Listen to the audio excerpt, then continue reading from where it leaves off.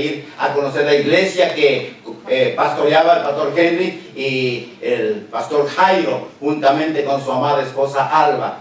Y en el día de hoy, amados hermanos, están con nosotros el pastor Jairo con su amada esposa y su hija, gloria al Señor, para bendecirnos y compartir la palabra del Señor. Tuve esa oportunidad de conocerlos allá en Colombia y algo nos unió. Y en cada oportunidad siempre he estado a Henry, cuando he viajado allá, le he preguntado por ustedes, ¿y cómo están? ¿Y cómo va la obra? ¿No? Y hoy tenemos esa bendición de tenerlos con nosotros. Y es por eso, no sé si querías tú decir algo, Henry. Sí, yo sé, cómo te capto, ¿no?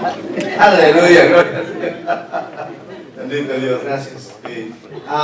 Rápidamente, yo vine a este país hace 18 años y vine a quedarme 4 meses.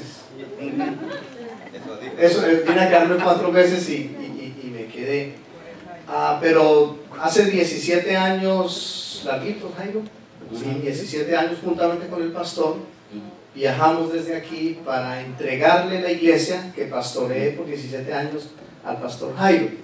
Él ha estado con la iglesia, con su esposa, por estos 17 años más. Seguimos jóvenes, que conste.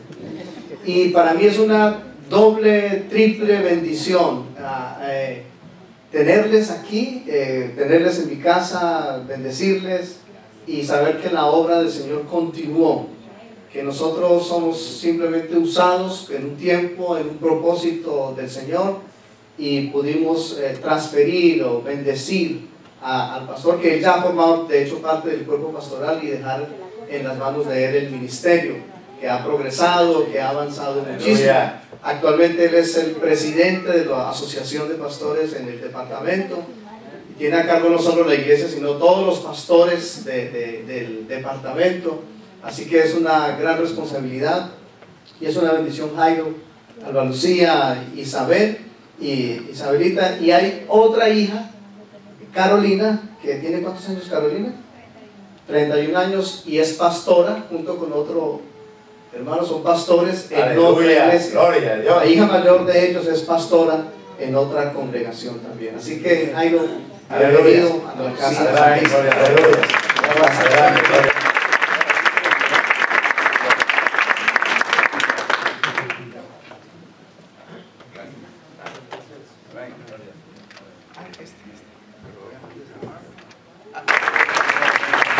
Bueno, no sé cuánto tiempo tengo para compartir con ustedes y si ustedes estarán dispuestos a escucharme frescamente, con frescura, con atención y todo. O sea, apelo a su disposición, porque quiero compartir una palabra para ustedes en el día de hoy, y porque para mí ha sido de mucha bendición y creo que para ustedes también. Y vamos a abrir la palabra del Señor en el libro de Isaías, capítulo 6. Este es nuestro texto base hoy, y yo quiero que cada uno de nosotros salgamos muy reflexivos y la palabra del Señor la podamos aplicar a nuestro contexto en el que vivimos cada uno de nosotros. Isaías capítulo 6, versos 1 en adelante. En el año que murió el rey Usías, vi yo al Señor sentado sobre un trono alto y sublime, y sus faldas llenaban el templo.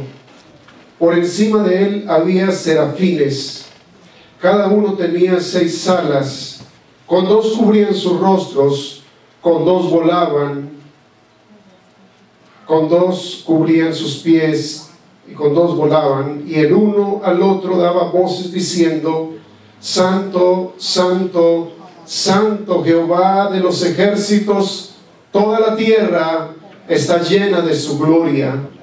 Y los quiciales de las puertas se estremecieron con la voz del que clamaba, y la casa, digan conmigo, y la casa se llenó de humo. Verso 5, entonces dije: ay de mí, que soy muerto, porque siendo hombre inmundo de labios y habitando en medio de pueblo que tiene labios inmundos, han visto mis ojos al Rey Jehová, de los ejércitos. Y voló hacia mí uno de los serafines, teniendo en su mano un carbón encendido, tomado del altar con unas tenazas, y tocando con él sobre mi boca, dijo: he aquí, esto tocó tus labios, y es quitada tu culpa y limpio tu pecado. Después oí la voz del Señor que decía: ¿a quién enviaré? ¿Y quién irá por nosotros? Entonces respondí yo: heme aquí, envíame a mí. Cierren sus ojos un minuto y quiero orar por esta palabra. Espero que quede en el corazón de todos. Padre, te doy gracias por tu palabra, que vive y permanece para siempre, Señor. Sécase la hierba, marchítase la flor, pero tu palabra permanecerá. Y yo oro para que tu palabra permanezca en el corazón de mis amados hermanos que están aquí en esta nación, Señor, que están en esta ciudad, que trabajan, que laboran, Señor, que se esfuerzan, que están aquí en esta nación con propósitos. Y yo pido que cada uno comience a entender el propósito por el cual tú les tienes, Señor, en la iglesia, en sus trabajos, en su contexto.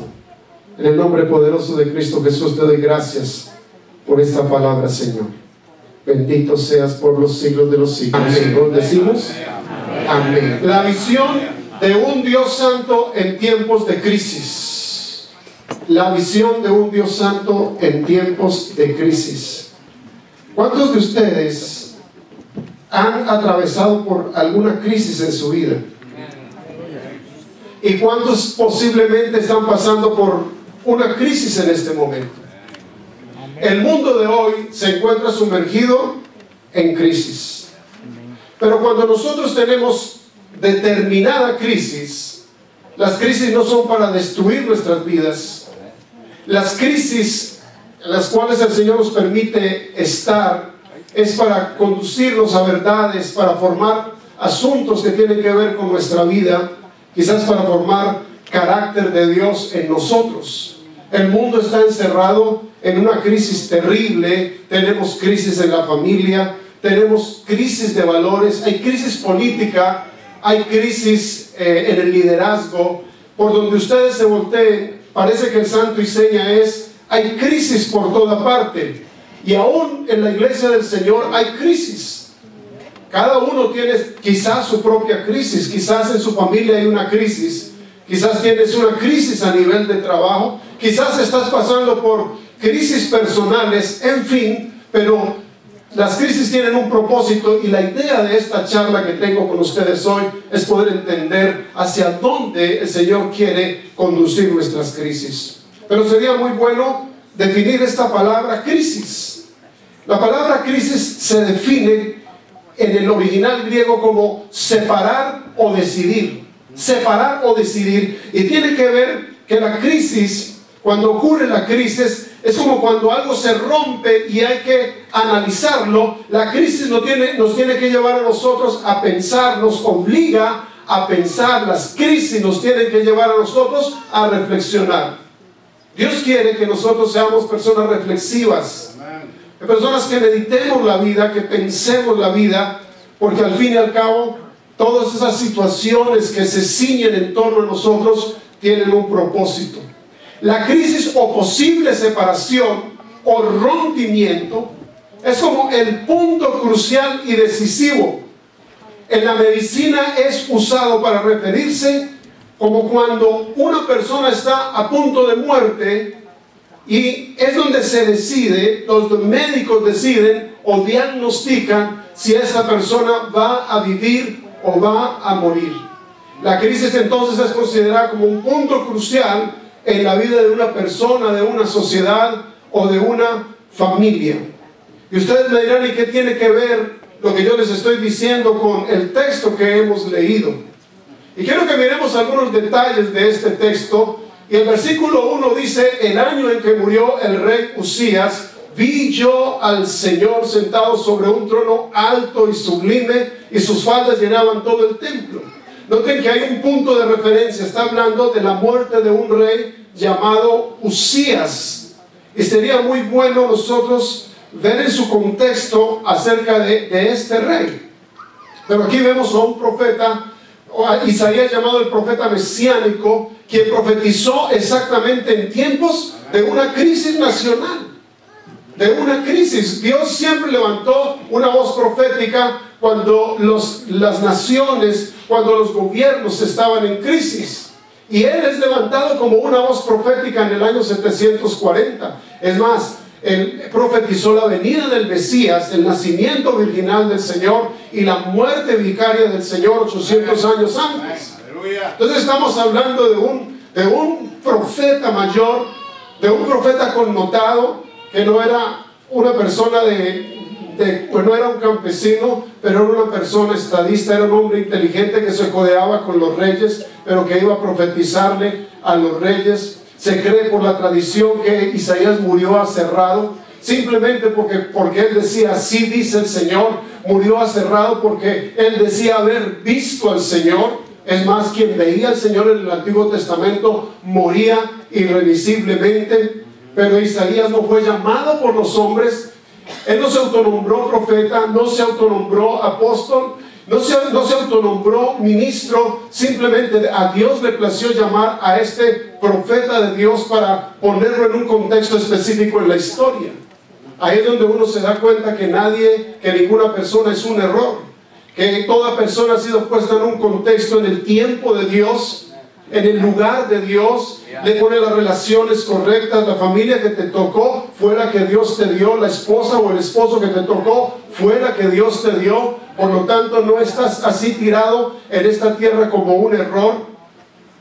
Y entonces este profeta entendió perfectamente su llamado y entendió que él iba a profetizar en tiempos difíciles, en tiempos tortuosos, en tiempos de crisis espiritual. Hoy estamos atravesando como nunca en la historia de la iglesia del Señor, en la historia del mundo, tanta crisis espiritual, hasta el punto que la gente busca cualquier cosa para conectarse con eso y llenar sus propios vacíos. Pero entendemos que en tiempos de crisis necesitamos, hermanos, en tiempos de crisis necesitamos al Señor. Si tú no buscas a Dios en tiempos de crisis, entonces te vas a pegar un tiro. Si tú no buscas a Dios en los tiempos de crisis, entonces vas a empezar a cometer errores, vas a cometer imprecisiones en tu vida. Pero las crisis tienen un propósito. Diga conmigo, la crisis tiene un propósito. Dios tiene un propósito para cada uno de nosotros.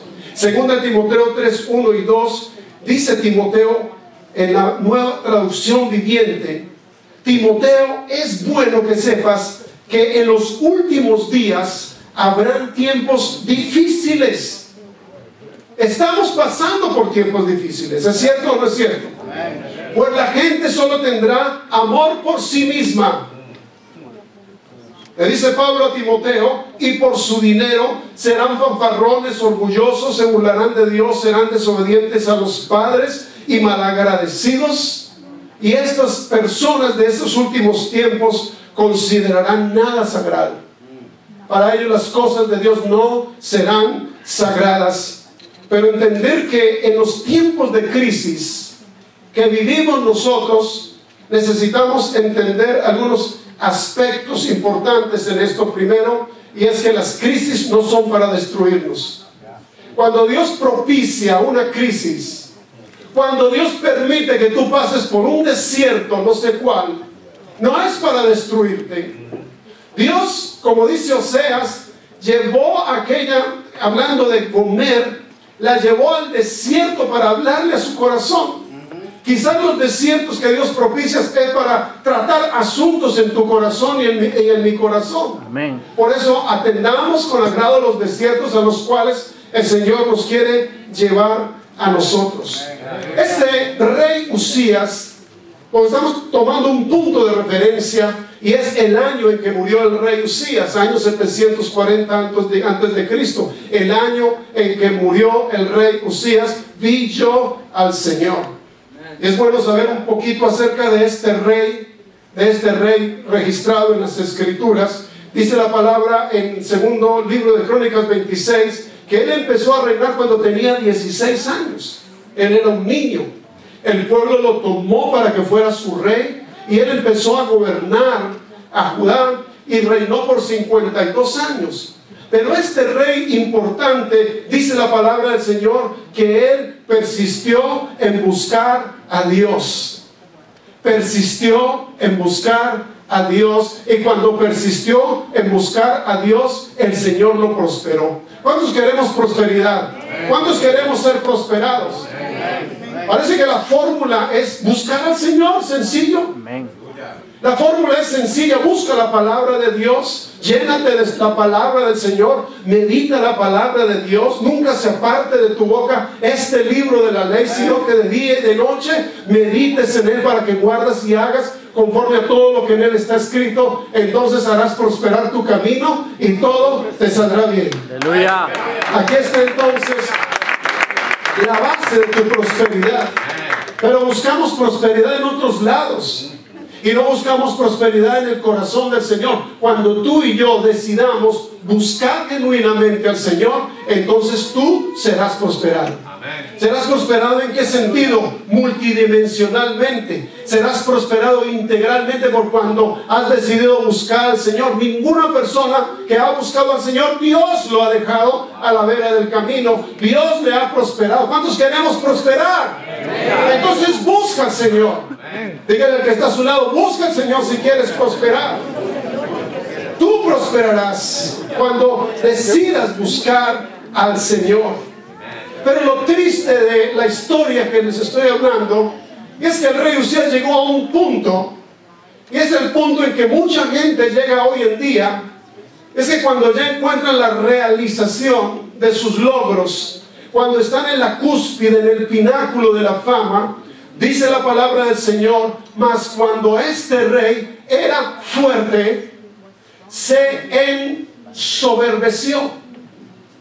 Cuando era fuerte, cuando había fundado ciudades, cuando había hecho máquinas inventadas por ingenieros, cuando levantó un ejército de más de 300 hombres, cuando los equipó con lanzas, con armas de guerra, cuando su fama se extendió por toda parte, cuando fue un hombre prosperado, dice la palabra del Señor, el orgullo empezó a permear su corazón. Aleluya. Y ese es el gran problema nuestro, tuyo y mío. Y es que cuando Dios empieza a levantarnos, entonces empezamos a olvidarnos un poco acerca de quién es el que nos ha prosperado, de dónde nos sacó el Señor, quién es el que nos da todo, sino el Señor. ¿A ti quién te da lo que tienes? Lo que tú eres, ¿a quién se lo debe? ¿Será a tu propio esfuerzo? No, Señor, no, señora. Es debido a que la mano del Señor ha estado sobre tu vida, que Dios te ha levantado, Dios te ha prosperado, y a Él le debemos absolutamente todo, no a tus logros. Praise the Lord. Mas cuando ya era fuerte, segundo libro de Crónicas 26:16, su corazón se enalteció para su ruina. Y tenemos algo, y es un corazón que puede ser permeado por el orgullo.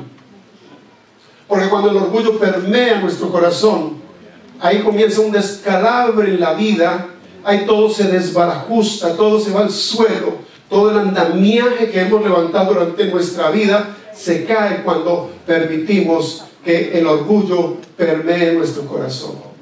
Y muchos me dirán: no, yo no voy a permitir que el orgullo llegue a mi corazón. Espera a ver que el Señor comience a levantarte, a prosperarte y a promocionarte y a volverte una persona connotada, quizás adinerada, quizás tenga una buena posición social. A ver cómo es el asunto de nuestro corazón, porque la Biblia dice que nuestro corazón es engañoso y es más, perverso. Amén. Tu corazón y mi corazón es engañoso y es perverso. Por eso Pablo le decía a Timoteo: hijo, cuídate de ti mismo y cuídate de la doctrina también, pero cuídate primeramente de ti mismo. Deja de echarle la culpa al diablo. Hay gente que todo ahora es echándole la culpa al diablo por todo y no saben, ni siquiera saben que es tu propio corazón que eres tú mismo el problema y no otro. Es que has permitido que el corazón se permee por la soberbia y por el orgullo. Este rey que alcanzó el pináculo, que alcanzó la fama, cuando llegó a ese punto, permitió que la soberbia, que el orgullo llegara a su corazón para la ruina. Entonces, cuando nos enaltecemos, el enaltecimiento es el punto más peligroso para tu destrucción. Es más, cuando tú tengas más, ahí es donde deberíamos de ser más humildes. Y a veces decimos, ¿humildes qué es? Porque no tiene carro, no tiene casa. No, humilde es porque te vistes de lo peor. No, la palabra humilde significa, escúchenme bien, tratado por Dios. Tratado por Dios. Y Dios se encargará de tratar con tu corazón, con mi corazón, todo el tiempo que sea posible, pero eso dependerá de nosotros mismos. Dice, porque se rebeló contra Dios. Se enalteció para su ruina porque se rebeló contra Dios, contra su Dios. ¿De qué manera se rebeló? Miren, hermanos, hay una cosa peligrosa cuando estamos en un punto alto de nuestra vida.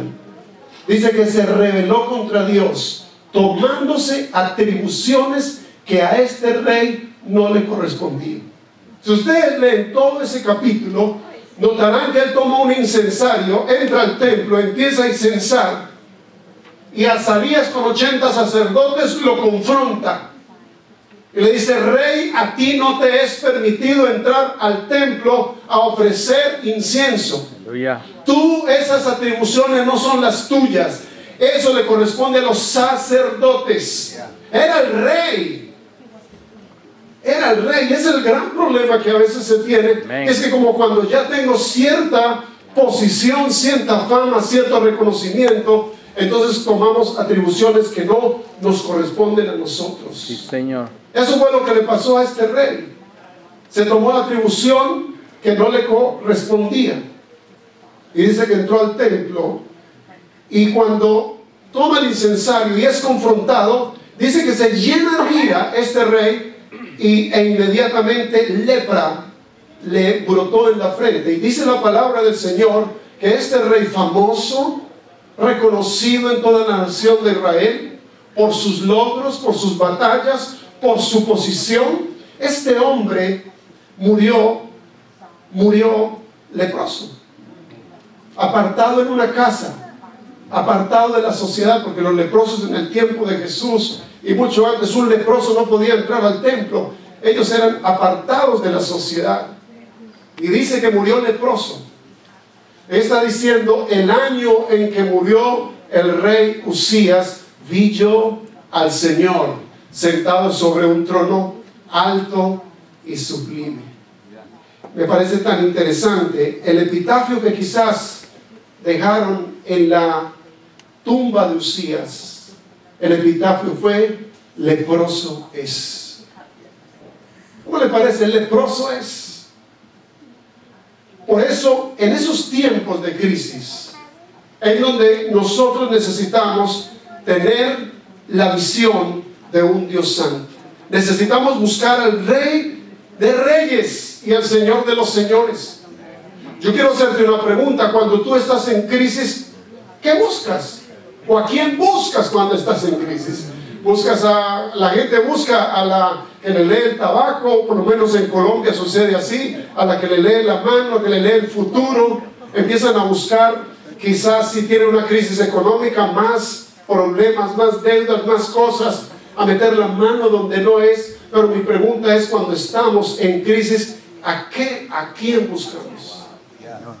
¿A quién buscas tú cuando te encuentras atravesando por una crisis? El rey Usías está muerto ya, y este hombre profeta de Dios entra al templo y contempló al rey Jehová de los ejércitos, al Dios soberano de los reyes de la tierra, al dueño de todas las cosas. El rey ya había muerto, pero él tuvo que contemplar otro rey, y fue el Rey de la gloria, al Rey de los reyes, y al Señor de los señores. ¿Para qué entonces Dios le permite tener esa visión del Dios Santo? Y simplemente es para que inicie una reforma espiritual en toda una nación. Cuando Dios te mete en una crisis, para que lo veas a Él, es para que se produzca una reforma en tu vida, que tu vida cambie, que tu vida tome otro rumbo. Esa es la idea que Dios tiene con nuestras crisis, es cambiar de rumbo, entrar a reflexionar y empezar una reforma, por lo menos una reforma espiritual. Porque los grandes reformadores de la historia se levantaron en medio de las crisis. Los que reformaron la historia se levantaron en medio de las crisis. Y Dios te ha llamado a ti y a mí para que seamos reformadores en estos tiempos. Para que tú reformes cosas, para que reformes tu vida, para que se produzcan transformaciones en lo más profundo de tu corazón, para que veas a Dios, para que veas la hermosura de la santidad del Señor, para que contemples al Señor de la gloria. ¿Cuánto tiempo llevamos sin tener una experiencia con Dios? Esa experiencia la tuvo Isaías con el Señor. Dios quiere manifestarte a tu vida, Dios quiere revelarte a tu vida. Amén. Parece que no están muy seguros. Dios quiere revelarse a tu vida. Sí, Señor. Y Dios quiere revelarse como un Dios santo. Ese es el trisagio. Dios es santo y es santo. Es el trisagio de Dios. Él es 3 veces santo. Esa es la experiencia que Isaías tiene con un Dios que es 3 veces santo, un Dios santo en el 3er grado. Y en Apocalipsis 4:8 dice que los 4 seres vivientes no cesan de decir día y noche: santo, santo, santo es el Señor Dios Todopoderoso, el que es, el que era y el que ha de venir. Y dice como consecuencia: toda la tierra se llena de su gloria. Dice, y la casa se llenó de humo, la casa se llenó de la gloria Chequina. El propósito de esto es que Dios va a traer su gloria sobre tu vida, sobre tu casa, sobre tu hogar y sobre esta ciudad de Nueva York. Dios va a traer su gloria. ¿Cuántos creen que Dios traerá su gloria? Entonces, cuando pases por crisis, sonríe, así como Pastor César allá atrás, que quizás está pasando por una crisis bien tenaz. Sonríe, mi hermano. Eso va a traer la gloria de Dios sobre tu vida. Seguro. Esto no es carreta, seguro. Dios va a traer su gloria sobre eso. Las crisis son una plataforma para traer su gloria. Entonces, cuando estés en crisis, diga: gloria a Dios, bienvenida, me monto en la plataforma. La crisis podría ser como una gran ola donde nos montamos en ella. Los mejores surfeadores buscan la mejor ola. Entonces, cuando la ola esté bien alta, cuando la crisis esté bien grave, entonces móntate por encima de tu crisis y empieza a surfear y empieza a ver la gloria de Dios y experimentar un nuevo tiempo para tu vida. Amén. Sacuda al que está a su lado y dígale: la gloria de Dios vendrá sobre tu vida. No tiene que sacudirlo, sacúdelo, sacúdelo. Despiértelo, por favor, ya nos vamos a ir. La gloria de Dios te sacudirá. El arrepentimiento que genera en la visión de la santidad de Dios. Arrepentimiento. Qué palabra tan perdida en este tiempo, ¿no? ¿Ah? Cuando uno le dice a la gente: arrepiéntase, hermano. Es que lo que te falta es arrepentimiento. La palabra arrepentimiento es metanoia. El arrepentimiento tiene que ver con un cambio de mente, cambio de manera de pensar. Romanos capítulo 12 dice: cambia tu manera de pensar, en otra versión, para que así cambie tu manera de vivir. ¿Cuántos queremos cambiar nuestra manera de vivir? Cambiar nuestro estilo de vida, cambiar nuestras rutinas, meternos en cosas nuevas en el Señor. Entonces el arrepentimiento lleva a eso. Un hombre tan santo como Isaías, que entró al templo y tuvo la experiencia del trisagio, del Dios santo, que es 3 veces santo, Él se sintió como un hombre muerto y dijo, ¡ay de mí! Un hombre tan santo como Isaías dijo, ¡ay de mí! Que siendo un hombre de labios inmundos, han visto mis ojos al Rey, Jehová de los ejércitos. Mi hermano, cuando nosotros nos acercamos a Dios, deberíamos de tener ese sentido de desintegración. Deberíamos de ver nuestra propia inmundicia, nuestra propia maldad. Yo creo que delante de un Dios que es 3 veces santo, tenemos que sentirnos de esa manera. Amén. Entonces, cuando tú y yo busquemos a Dios y podamos experimentar esto que experimentó Isaías, vamos a empezar a sentir nuestra propia indignación, nuestra propia indignidad. Y él se sintió así. Y él sintió como un hombre que se estaba desintegrando, que su sentido de integridad se vino abajo. Y una visión de la santidad de Dios te llevará a buscar o a ver tu verdadera condición de corazón. Parece que el corazón como que se desnuda completamente. Parece que como ahí no me conozco verdaderamente quién soy yo. Ahí donde me veo mi propia inmundicia, mi propio pecado, mi propia condición cuando estoy en la presencia del Señor.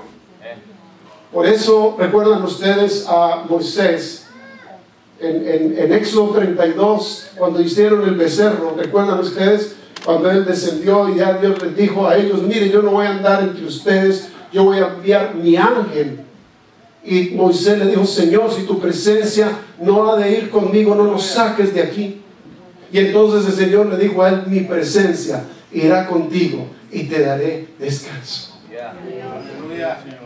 ¿Cuántos se sienten descansados en la presencia del Señor? Posiblemente vienes cansado de una semana de trabajo. Quizás vienes trabajando 16, 20 horas.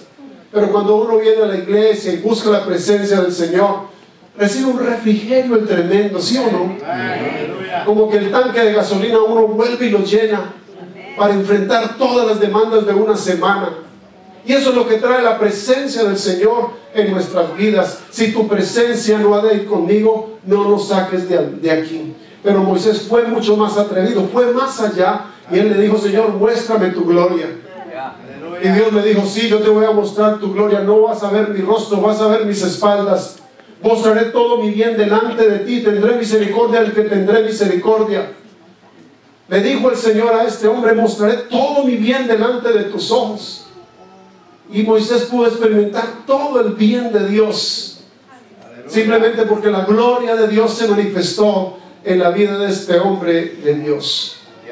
Y los quiciales de las puertas se estremecieron a la voz del que clamaba. ¿Cuándo fue la última vez que nos estremecimos en la presencia del Señor?